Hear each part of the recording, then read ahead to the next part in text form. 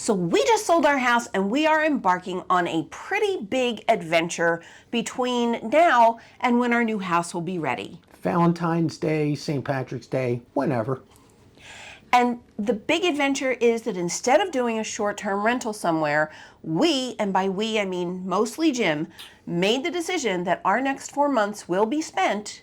Well, I did go looking for apartments. Shortest rental I could get was 7 months. And then there was the whole thing about furniture. Apparently we needed that. And then hotels and Airbnbs. And it came down to, and it'll be cheaper for us to just live on a cruise ship. So that's where we're going to be for the next 4 months. And we're here today to break it all down for you. The why, the where, the how, and the question I know you're all going to be asking, the how much. So we're going to start with... Which one? Why. Why? Well, we're going to start with why because we sold the house. This is not to be socially deaf in any way, but I mean, we have no home. And the reason we have no home is because we really were sort of extra cautious. We had a buyer for our home back in July, and that buyer decided that they wanted to not purchase our home. So 3 weeks into the process, when we were just a week or so away from closing. When they wanted to close in 4 weeks, we were way invested. They decided that they no longer wanted to purchase our property, so the house went back on the market. So at that point, we were super hesitant to make a commitment to anywhere else, whether it was a lease on an apartment or an Airbnb or an extended stay hotel. We were a little worried about what our next step would be. We did all the spreadsheet due diligence on all of those costs for what was going to be our living expenses. In the end, it came down to it's just cheaper for us to be on a cruise ship. Our goal is to average $100 a day. We're coming, unfortunately, into the holiday season where the price is going to go up. But right after that is January and wave season. We have 10 and 20-day cruises that are $30 a day. Okay, and you're getting way ahead of us. So the next question we posed to ourselves is where? Where are we going to go? As Jim said, we had a really difficult time finding someone that wanted to lease an apartment for just 4 months. We looked at Airbnbs. They were kind of expensive. We looked at long-term extended stay hotel rentals. And even though we were able to find ones in the $3,000-$4,000 range, that really only included the hotel. It didn't include groceries, entertainment, laundry, or anything like that. Our family's crippling Starbucks addiction. That's a big one. So the decision was made that we would look into pricing on a cruise ship. Now, here's where the how comes in. We literally sat and pored over cruise after cruise after cruise. Jim had a spreadsheet. We looked at all of our casino offers from previous cruises. And instead of talking about where we were going to go, we were focused on keeping our expenses less than $100 a day. So this is not one cruise around the world for 4 months. We are doing back-to-backs where you stay on the same ship from one cruise to the next. We're doing side-by-sides. That's where you hop off of one ship and go to another one. And, we have things like we're on a side-to-side right now.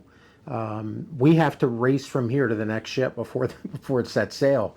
And then from there, we race to the airport before a plane to Barcelona takes off. And then we're doing a transatlantic. So between North America, South America, Europe, Africa, we're hitting 4 continents over the next 4 months. It's going to be a great adventure. It will be a great adventure. It will be a busy couple of months. The big thing, though, we want to talk about is how much all of this is costing, because as we said, we're going to try and keep it under $100 a day or at $100 a day. That's per person. That off the top sounds super expensive, but when you factor in the fact that we don't have a mortgage, we don't have utilities, we don't have cable TV, we're not paying for lawn care, pool maintenance, we're not paying day-to-day transportation on our vehicle. Yeah, we're not paying gas. It all adds up. It does. It adds up on a monthly basis. So we figured at $100 per person per day, that would include pretty much everything that we needed. And the other check for that, though, is what's available for like a Residence Inn long term, including commission, long-term savings, those free sausage egg McMuffins in the morning. But then there's another cost which has to do with, if you've traveled for work or you've traveled for pleasure, 4 months in one place could get really boring, especially if you're cramped in.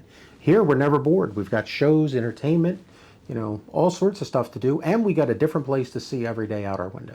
Yeah, so what we've basically done is with this spreadsheet is we figured out, at least for the next few months, where we're going to be and what the most economical way to go is. We did have casino offers, and I want to tell you right up front, we are not huge casino people, but it doesn't take a lot on board a ship to get some kind of an offer.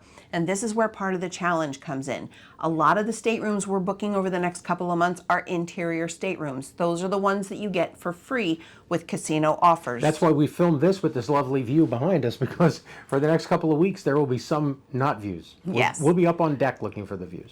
And nothing comes entirely free. Even with the free casino offers, you still have to pay port charges and taxes.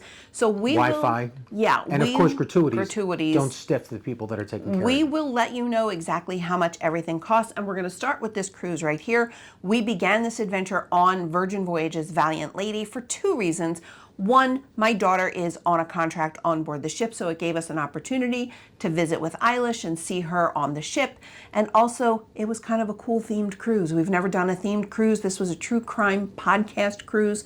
That was kind of fun. We'd never really talked about it before. So this cruise... And it fit our schedule. This cruise was a 5-night cruise, last minute booking. Should have been a little bit cheaper than it was. We booked a guarantee stateroom, which means they can put you anywhere on the ship that they want, and it came to about $1,500. Not to say this was last minute. Anna looked the day before, not available. Got up early in the middle of the night, one available. We snagged it instantly. So as with all things related to home construction, we're already over budget on our first cruise. But we were super careful with the other cruises that we have booked.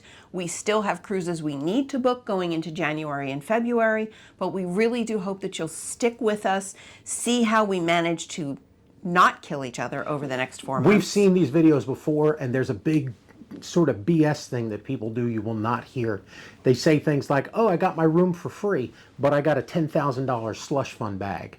Yeah, you're not going to hear that. You will hear the exact what this costs. Because you never know. You may have yourself in a home construction or relocation with work, and you might decide 4 months at sea is for me. Oh, we'll let you know if it's something you should embark on.